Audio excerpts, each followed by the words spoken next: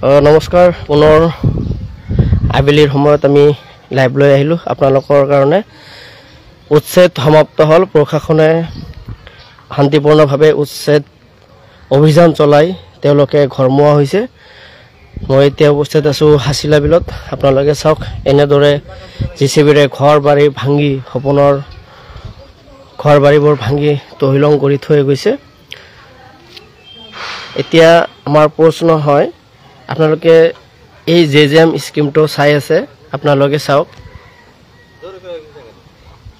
ঘৰবাৰী সকলো ভাঙি তহিলং কৰিছে এজন মানুহক ইয়াতে থাকিবলৈ দিয়া নাই তেনে ক্ষেত্ৰত জেজেম স্কিম ৰাখি ইয়াতে কি কৰিব কাক পানী যোগান ধৰিব তা ডাঙৰ প্ৰশ্ন হয় কিন্তু অকল যে চৰকাৰী ভূমি যদি চৰকাৰী হয় বিল যদি চৰকাৰী হয় মানুহবোৰ চৰকাৰী হয় মানুহবোৰ বিদেশী নহয় বৈধ নাগৰিক তেখেতসকলে খিলঞ্জীয়া হয় আৰু ইয়াতে যুগ ধৰি তেখেতসকলে বসবাস কৰি আছিল কিন্তু ৰাজনৈতিক পাখা খেলৰ কাৰণে হাছিলা বিলত আজি বৃহৎ উচ্ছেদ হ'বলৈ পালে আপোনালোকে চাওক এই জেজেম স্কিম আৰু এটা কথা ক'ব লাগিব ইয়াতে চাওক বিদ্যুৎ সংযোগৰো ইয়াতে ব্যৱস্থা কৰিছিল বিদ্যুৎ সংযোগৰ ব্যৱস্থা কৰিছিল আৰু হেপিনে আপোনাৰ বিজেপিৰ মানুহ আহি তাতে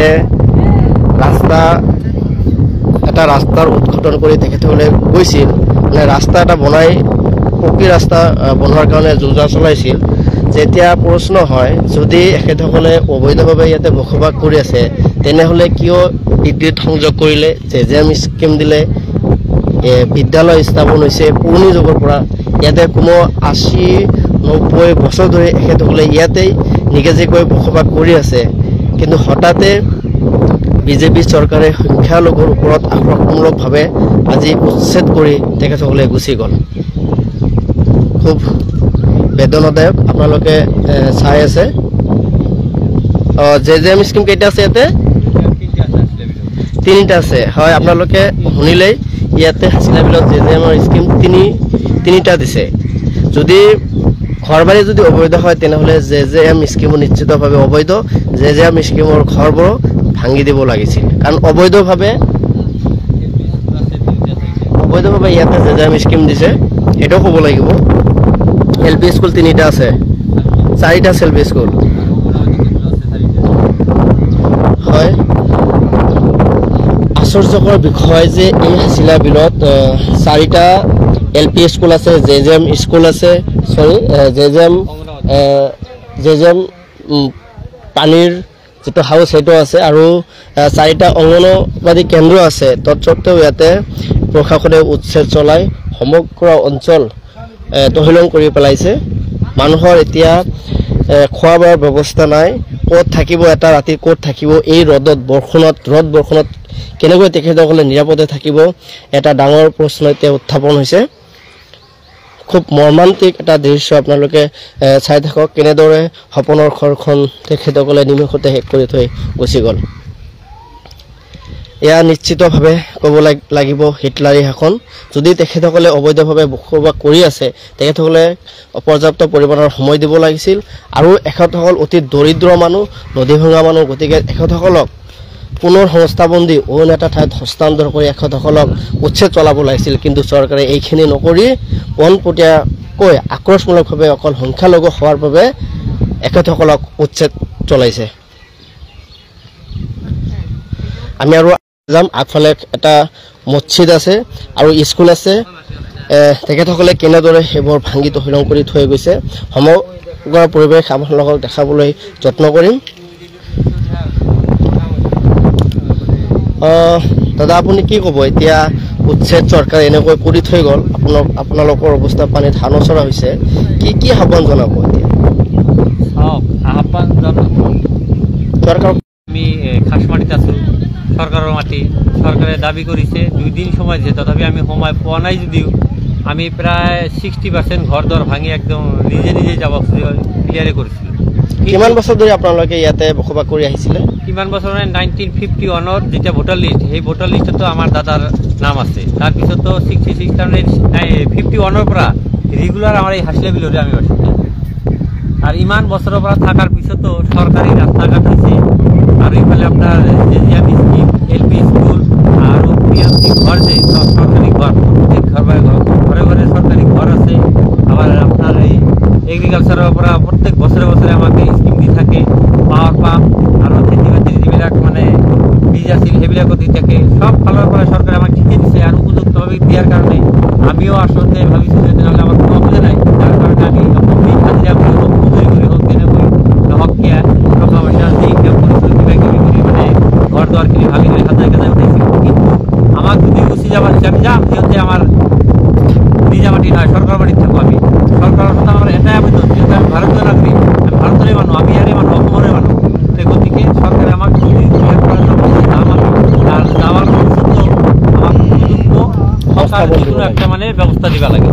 কারণ ব্যবস্থা নিয়ে দিলে আমি থাকিম কো, এই মানুহবিলাক যাব ক'ত? আর কিন্তু এটা বস্তু আমি বেয়া পাইছো এটাই, যদিও আমাক যাব দিছে সময় দিব লাগিছিল, সময় দিয়া মানুহৰ মৌলিক অধিকাৰ খাদ্য বস্ত্ৰ বাসস্থান এই তিনিটা মানুহৰ পাবই লাগিব, চৰকাৰ কৰ্তব্য দিব লাগিব। তেনে ক্ষেত্ৰত আপোনালোকে এতিয়া খাদ্যৰ পৰা বঞ্চিত, বাসস্থানৰ পৰা বঞ্চিত, চৰকাৰে ফেইলাৰ হৈছে নেকি এই ক্ষেত্ৰত?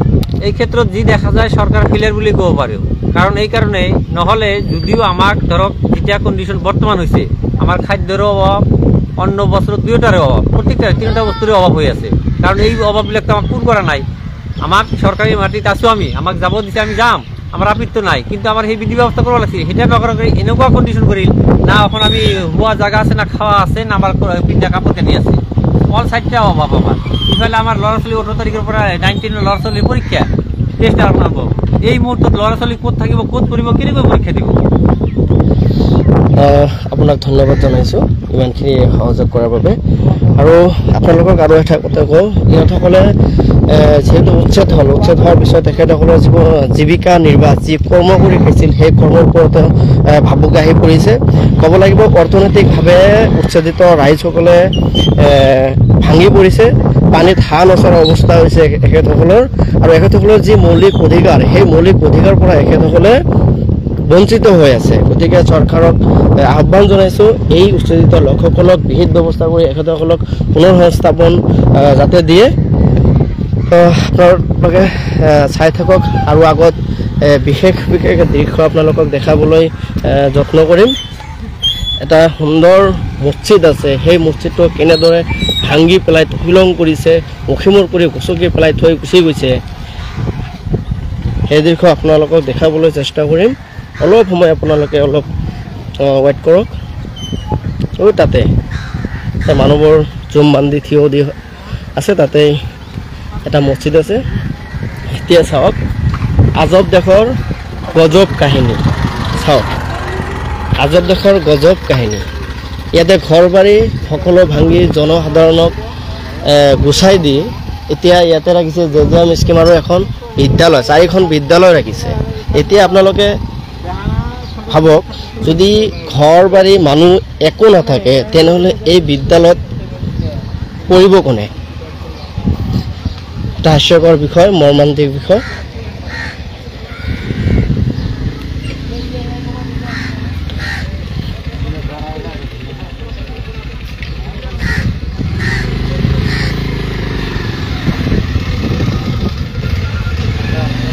স্কুলখনৰ নাম কি আছিল?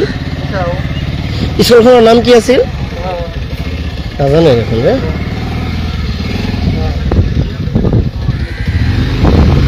চাওক বালিজানা ডেভেলপমেণ্টৰ পৰা এইটো দিছে, বালিজানা ডেভেলপমেণ্ট ব্লক আগিয়া, 15 ফাইনেন্সৰ পৰা দিছিল এইটো, আৰু বালিজানা ডেভেলপমেণ্টৰ পৰাই উচ্ছেদৰ জাননী দিছে। এইটো LP স্কুল।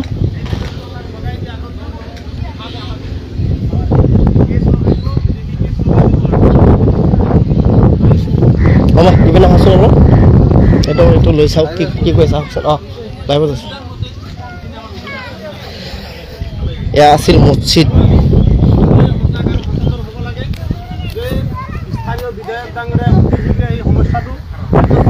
আলোচনা কৰি কেনেকৈ এই সমস্যা সমাধান কৰিব পাৰে, সমাধান কৰিব লাগে। অন্যথাই কিন্তু ৰাইজে আমি যিখিনি পাইছোঁ, এই অঞ্চলৰ মানুহৰ যিখিনি ভিউ পাইছোঁ, ৰাইজে ক্ষোভিত হৈ আছে, তেওঁলোকে অত্যন্ত আৱেগিক হৈ আছে। যিকোনো মুহূৰ্তে কিন্তু এই সকল নিৰ্বাচিত প্ৰতিনিধি কিন্তু ৰাইজৰ খবৰ বলি হ'ব। সকলোকে আহ্বান জনাইছোঁ। আমি চৰকাৰক নিশ্চিতভাৱে সহায় আৰু সহযোগিতা আগবঢ়াইছোঁ। কোনোদিনো আমি সংখ্যালঘু সংগ্ৰাম পৰিষদে কোনোদিনো আমি উচ্ছেদৰ বিৰোধিতা কৰি অহা নাই। যেতিয়া দৰং জিলাৰ ধলপুৰত উচ্ছেদ হৈছিলে, চৰকাৰে আমাক লগে ভাগে ৰাখি উচ্ছেদ কৰিছিল। আমি লগে ভাগে আছিলোঁ। হয়, আমি এইটো ভুল কৰিছিলোঁ, কাৰণ আমাক কোৱা হৈছিলে প্ৰতি ঘৰক ভূমি দিব, মাটি দিব। পিছলৈ দেখা গ'ল চৰকাৰে মাত্ৰ 500 ঘৰক মাটি দিছে, 1500 ঘৰক নিদিলে। সেইটো আজিৰ দিনতো আমি তাতে জবাবদিহি হ'বলগীয়া হৈছে। তো যিহেতু ইয়াতে চৰকাৰে পোনপটীয়াভাৱে উচ্ছেদ কৰিছে, অতি শীঘ্ৰে আমি অনুৰোধ জনাইছোঁ এই মানুহখিনিক অতি শীঘ্ৰে তেওঁলোকৰ থাকিবলৈ জাগাৰ ব্যৱস্থা কৰি দিব লাগে, এখন ঘৰ দিব লাগে, আৰু পুনৰ সংস্থাপনৰ কাৰণে যিখিনি প্ৰয়োজনীয় সা সঁজুলি সামগ্ৰী টকা পইচা গোটেইখিনি দিব লাগে। ভাৰতীয় নাগৰিক, এই অঞ্চলৰ বাসিন্দা, অতি শীঘ্ৰেই এইখিনি সুবিধা দিব লাগে। তাৰ লগতে চাওক, যিখিনি ঘৰ বাৰী ভাঙিছে, স্কুলখন ৰাখি থৈছে, মছজিদখন ভাঙি দিছে। তো মছজিদে কি অপৰাধ কৰিলে? স্কুলখন যদি ৰাখিব পাৰিছে চৰকাৰী ভূমিত, মছজিদে কি অপৰাধ কৰিছে? নিশ্চিতভাৱে ওচৰে পাজৰে 2-4খন ঘৰ থাকিব পাট্টালেণ্ডত, তেওঁলোকে মছজিদত থাকিলে তেওঁলোকে নামাজ আদায় কৰিব পাৰিলেহেঁতেন। গতিকে হিমন্ত বিশ্ব শৰ্মা ডাঙৰীয়াৰ যে ইছলাম আৰু মুছলমান যে তেওঁৰ শত্ৰু, সেইটো স্পষ্টভাৱে এইটো আমি দেখিবলৈ পাইছোঁ। আৰু গোৱালপাৰা জিলা প্ৰশাসন যে কেৱল মাত্ৰ চৰকাৰীৰ যে গোলাম, সেইটো ইয়াতে স্পষ্ট হৈছে। স্কুলখন ৰাখিব পাৰিছে, মছজিদখন কিয় ৰাখিব পৰা নাই? মছজিদতো মানুহ নাথাকে, আহি ইয়াতে কোনোবাই আহি নামাজে পঢ়িব। আজি আমি ইয়াতে আহিছিলোঁ, নামাজেই পঢ়িলোহেঁতেন, আৰু স্কুলত কোনোবা ছাত্ৰ ছাত্ৰী আহিব। গতিকে এইটো স্পষ্ট বুজা গৈছে তেওঁৰ সাম্প্ৰদায়িক ৰাজনীতি। তো আমি এই মানুহ নাথাকিলে ছাত্ৰ ছাত্ৰী ক'ৰ পৰা আহিব? অনাগত দিনত আমি এই সাম্প্ৰদায়িক ৰাজনীতি উফৰাব লাগিব। কিন্তু আমি এই একে ৰচিদ আলমৰ দৰে ধুৰন্ধি, তাৰ মানে এইটো নহয় যে আমি এই সাম্প্ৰদায়িক ৰাজনীতি আঁতৰাই গুচাই একে ৰচিদ আলমৰ দৰে ধুৰন্ধক ৰাজনীতিবিদক আমি আকৌ আনি আমি এনেকৈ হাৰাশাস্তি, সেইটো হোৱা নাযাব। লগে লগে জিব্ৰান ডাঙৰীয়াৰ দৰেও তেওঁ অত্যন্ত ধুৰন্ধ মানুহ, এইটো আমি স্পষ্ট হৈছে। নহ'লে আমি নিৰ্বাচিত কৰিলোঁ তেওঁক এইখিনি মোকাবিলা কৰাৰ কাৰণে, মোকাবিলা কৰিব কেনেকৈ আমাক মাটি দিব পাৰে, কেনেকৈ আমাৰ উচ্ছেদ বন্ধ কৰিব পাৰে। তেখেতে সেইটো নকৰি কি কৰিলে? সেইটো তেওঁ ৰিজাইন দি দিলে। এইটো কি ডাঙৰ কথা হ'ল? আপুনি যদি মুখ্যমন্ত্ৰী ডাঙৰীয়াৰ কান্ধত হাত থৈ ঘূৰিব পাৰিছে, আপোনাৰ মূৰত মুখ্যমন্ত্ৰী ডাঙৰীয়াই যদি সদায় যদি হাত থয়, আপুনি জহাই ফুৰি গোটেই ৰাজ্য যদি তাণ্ডৱ চলাব পাৰে, আপোনাৰ বিৰুদ্ধে দুনিয়াৰ অভিযোগ, দুনিয়াৰ আপুনি চিণ্ডিকেট চলাব পাৰে, অমুক কৰিব পাৰে, তমুক কৰিব পাৰে, ঢেৰ অভিযোগ। মোৰ যিটো জেগা, মই যোগীগোপা, তাত দুনিয়াৰ অভিযোগ আপোনাৰ বিৰুদ্ধে, সঁচা মিছা এইটো আপুনি জানিব। তাৰপিছতো চিণ্ডিকেটৰ অভিযোগ, দুনিয়াৰ অভিযোগ, তাৰপিছতো আপুনি সেইখিনি কৰিব পাৰিলে। কিন্তু নিজৰ জাতৰ মানুহখিনিক এটা ঘৰ আপুনি সংস্থাপিত নকৰি সেই মানুহখিনিক আপুনি উচ্ছেদ কৰাব পাৰিলে। আপোনাৰ বিৰুদ্ধে চিণ্ডিকেটৰ দুনিয়াৰ অভিযোগ আছে, ডাম্পাৰৰ পৰা পইচা লোৱা, অমুক লোৱা, তমুক লোৱা, এইবিলাক দুনিয়াৰ অভিযোগ আছে। এইখিনিও অভিযোগ আছে জিব্ৰান ডাঙৰীয়া, আপুনি নিজে মোক জেলত পঠাইছিলে বুলি অভিযোগ আছে, সেইটো আপুনি নিজে জানিব, মই নকওঁ। গতিকে আপুনি সঁচাকৈ যদি জাতিৰ প্ৰতি কোনো দায়িত্ব আছে, তেতিয়াহ'লে আপুনি অতি শীঘ্ৰে মুখ্যমন্ত্ৰী ডাঙৰীয়াৰ সৈতে যোগাযোগ কৰক। আপুনি বাৰু দেখুৱাইছিলে ফেচবুক মেছেজ দেখুৱাইছিলে, আমি দেখিছিলোঁ, আৰু আমি ইমানেই বুৰ্বক, কাৰ নাম কি সমাচাৰ আপুনি চিএম বুলি লিখি, বছ বুলি লিখি, সেইটো মেছেজ আপুনি ভালুকডুবিত গোটেই সমষ্টিতে পঢ়াই শুনালে যে চাওক এই মই মুখ্যমন্ত্ৰীক মেছেজ কৰিছোঁ, আৰু বেলেগ একদি পঢ়ালে আমিও বুৰ্বকৰ দৰে পঢ়িলোঁ। এইটো কোন চিএম হয়, কোনে জানিব? এইটো আপুনি যদি মুখ্যমন্ত্ৰীৰ লগত ডাইৰেক্ট যদি ইমানেই পোনপটীয়া যোগাযোগ, আপোনাৰ কথা যদি মুখ্যমন্ত্ৰী ডাঙৰীয়া ইমানেই শুনে, তেতিয়াহ'লে এই গোটেইখিনি অঞ্চলত কেনেকৈ আজি উচ্ছেদ হ'ব পাৰিলে? আপুনিতো সিদিনা দেখা পালে বিভিন্ন ৰাজনৈতিক দলৰ মানুহ লৈ আপুনি কি কৰিলে? মুখ্যমন্ত্ৰী ডাঙৰীয়াক সাক্ষাৎ কৰিলে। সাক্ষাৎ কৰাৰ পিছতো কিয় এইখিনি মানুহৰ উচ্ছেদ হ'ল? আপুনি ক'লে, সিদিনা দেখা পালোঁ, আপুনি লাইভত ক'লে যে কি হৈছে, আমি চৰকাৰৰ সৈতে আছোঁ, চৰকাৰ আমাৰ সৈতে আছে, মুখ্যমন্ত্ৰী ডাঙৰীয়া আমাৰ সৈতে আছে। আপুনি একে ৰচিদ আলম কি কৰিব লাগে, বিধায়কে কি কৰিব দৌৰাব লাগে বুলি ক'লে। ঠিক আছে বাৰু, একে ৰচিদ আলমক এই অঞ্চলৰ মানুহে দৌৰাব যদি আপুনি সংস্থাপিত কৰি দিয়ে, আপুনি আপোনাৰো অকাদৰ বাহিৰত। গতিকে আপুনি নিৰ্লজ্জৰ দৰে এইবিলাক কথা জহাই নুফুৰিব। আৰু আমি এই কেৱল মাত্ৰ ভয়, আপুনিতো যাকে তাকে মাৰিব খোজে ফেচবুকত দেখিবলৈ পাওঁ, এইবিলাকত ভয় পাবকে আমাক নিদিব। আপুনি নিজৰ জেলতো পঠাইছিলে মোক, গতিকে এইবিলাক বেলেগ কথা। সেইবিলাক দম কিমান আছে, আপুনি চৰকাৰৰ পৰা গুচি আহি আমাৰ নিচিনা সাধাৰণ মানুহ হিচাপে আহক, তেতিয়াই দেখিম আপোনাৰ দম। আপুনি চৰকাৰী পক্ষত থাকি জনসাধাৰণক এনেকৈ ভুল পথে পৰিচালিত কৰি এইবিলাক ৰাজনীতি নকৰিব। হয়, ৰাজনীতি কৰক, উন্নয়নৰ ৰাজনীতি কৰক, মানুহখিনিক কেনেকৈ আমি সংস্থাপিত কৰিব পাৰোঁ, যদি চৰকাৰী ভূমিত আছে সেই মানুহখিনিক আমি কেনেকৈ তেওঁলোকে মানে একতা কৰি হ'লেও মাটি দিব পাৰোঁ। আজি মাটিৰ কি অভাৱ অভিযোগ, মাটি নাথাকিলে কি সমস্যা হয়, এইটোতো জিব্ৰান ডাঙৰীয়াই নাজানিব। আজি মোৰ যদি মাটি নাই, মোৰ ভাইককে স্কুল কলেজত যেতিয়া নাম লগাব যাব, চৰকাৰে দিছে বিনামূলীয়া এডমিশ্যন, তেতিয়া খাজনা ৰচিদ বিচাৰে, খাজনা ৰচিদ নহ'লে ইনকাম চাৰ্টিফিকেট নহয়, ইনকাম চাৰ্টিফিকেট নহ'লে বিনামূলীয়া এডমিশ্যন নহয়। এতিয়া কিমান এটা ডাঙৰ জটিল সমস্যা। আজি কাৰোবাৰ নহয় কাৰোবাৰ অনাকাংক্ষিতভাৱে জেলত যদি যাবলগীয়া হয় তেতিয়া খাজনা ৰচিদ বিচাৰে। এইবিলাক দুনিয়াৰ সমস্যা আছে, যিবিলাক সমস্যা জীবন ডাঙৰীয়াই বুজি নাপাব, একে ৰচিদ আলম ডাঙৰীয়াই বুজি নাপাব। যিসকল মানুহে শীত-তাপ নিয়ন্ত্ৰিত কোঠাত বহি থাকি কেৱল মাত্ৰ লেকচাৰ মাৰে, বোলে 50জন হিমন্ত আহিলেও মুছলমানক একো কৰিব নোৱাৰে, ৰকিবুল হুছেইন ডাঙৰীয়া নিৰ্বাচনৰ আগত এনেকৈ জহাই ফুৰিছিলে। আমি কি কৰিলোঁ, তাক 10 লাখ ভোটৰ ব্যৱধানত জয়যুক্ত কৰাই দিলোঁ। আজি কিন্তু ইয়াতো কোনো ধৰণৰ মাত বল নাই, আহাটো দূৰৰ কথা। এইখন সমষ্টি তেওঁৰো সমষ্টি হয়, সাংসদ হিচাপে তেওঁৰ দায়িত্ব আছিলে। ইমান ডাঙৰ এটা উচ্ছেদ হ'ব, তেখেতে যদি কয় মই নাজানো, এইটো দুৰ্ভাগ্যজনক কথা। এগৰাকী এমপিয়ে নাজানিব এই অঞ্চল উচ্ছেদ হ'ব, একে ৰচিদ আলম নাজানিব, এইটো আমাক বুৰ্বক বনাই লাভ নাই। আমি নিজে জানো, সৌ-সিদিনা ডিচি অফিচত মিটিং হৈছিলে, য'ত MP ডাঙৰীয়া আছিলে, 4গৰাকীকে সাংসদ আছিলে, য'ত আলোচনা হৈছে উচ্ছেদৰ। তাতে কিন্তু উচ্ছেদ বন্ধ কৰাটো দূৰৰ কথা, এসপ্তাহ পিছুৱাই লোৱাৰ অকাত নাই। গতিকে সেইবিলাক ৰাজনীতিবিদো আমি চিনাক্ত কৰিম অনাগত দিনত। আৰু আমি অসম সংখ্যালঘু সংগ্ৰাম পৰিষদে দাবী জনাইছোঁ, অনুৰোধ জনাইছোঁ, অতি শীঘ্ৰে এই উচ্ছেদ কৰা মানুহখিনিক ৰ'দ বৰষুণৰ দিনত অতি শীঘ্ৰে য'ত যেনেকৈ হওক আপোনালোকে সংস্থাপিত কৰক। মানুহখিনিক আপোনালোকে যাতে এনেকৈ হাৰাশাস্তি নকৰে, তেওঁলোকৰ ল'ৰা ছোৱালী ছাত্ৰ ছাত্ৰী যিখিনি আছে তেওঁলোকে পঢ়া শুনাৰ পৰা বঞ্চিত হয়, এইখিনি যাতে আপোনালোকে নকৰে। সদয়াকত অসম চৰকাৰ তথা মুখ্যমন্ত্ৰী ডাঙৰীয়াক হাত জোৰ কৰি বিনম্ৰ অনুৰোধ জনাইছোঁ, এই উচ্ছেদ কৰা মানুহখিনিক আপুনি যদি কিবা এটা কৰে, বাকী মাজৰ যিখিনি আমাৰ এই বন্ধ নেতা, পালি নেতা, বিধায়ক, সাংসদ অমুক তমুক আছে, এইবিলাকত আমি গুৰুত্ব বা ভ্ৰক্ষেপ কৰা নাই। আপুনি আইনীয়ভাৱে যদি উচ্ছেদ কৰিছে, আপোনাক এটা অনুৰোধ জনাইছোঁ, এই অতি শীঘ্ৰে এই মানুহখিনিক সংস্থাপিত কৰক। বাকী আমাৰ ৰাইজত যিহেতু ইতিমধ্যে উচ্ছেদ কৰিছে, আমি উত্তেজিত হোৱাৰ কোনো প্ৰয়োজন নাই। আৰু আমি জাতিটো সহজ সৰল জাতি, এইটো আমাৰ বিশ্বাস আছে। আমি কোনো ধৰণৰ হুলস্থুলীয়া পৰিৱেশৰ সৃষ্টি নকৰোঁ, কিন্তু আমি সকলোৱে একেলগে আমি ওলাই যাই কেনেকৈ ইয়াৰ পৰা আমি সংস্থাপিত পাব পাৰোঁ, কাৰ জৰিয়তে গ'লে সংস্থাপন পাম, সেইখিনি আমি সকলোৱে চেষ্টা কৰিব লাগিব। সদায়গত এই হাছিলা বিলবাসীৰ অঞ্চলৰ ওচৰত অনুৰোধ জনাইছোঁ, আপোনালোকে আইনী প্ৰক্ৰিয়াত যাওক, আমিও আপোনালোকৰ সৈতে আছোঁ। আমি যিহেতু এই ভাৰতীয় নাগৰিক, এই অঞ্চলৰ বাসিন্দা, গতিকে নিশ্চিতভাৱে আমি সংস্থাপিত পাম, আমাক সংস্থাপিত কৰিবই লাগিব। এইটো আমাৰ চৰকাৰৰ তাতে দাবী থাকিব। ধন্যবাদ।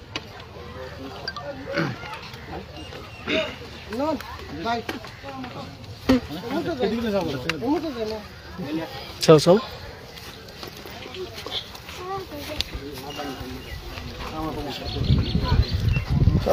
সেয়া আছিল মছজিদ, আপোনালোকে চাওক।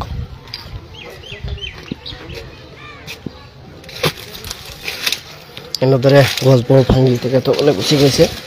সেইমতে মোৰ প্ৰশ্ন, গছবোৰ কি অপৰাধ কৰিছিল? কি ধুনীয়া ধুনীয়া নাৰকলৰ পুলি আহিছে, এইবোৰ তেখেতসকলে কাটি গুচি থৈ গুচি গৈছে। গতিকে এতিয়া প্ৰশ্ন, গছবোৰ কি দোষ কৰিছিল? গছবোৰতো একো দোষ কৰা নাই।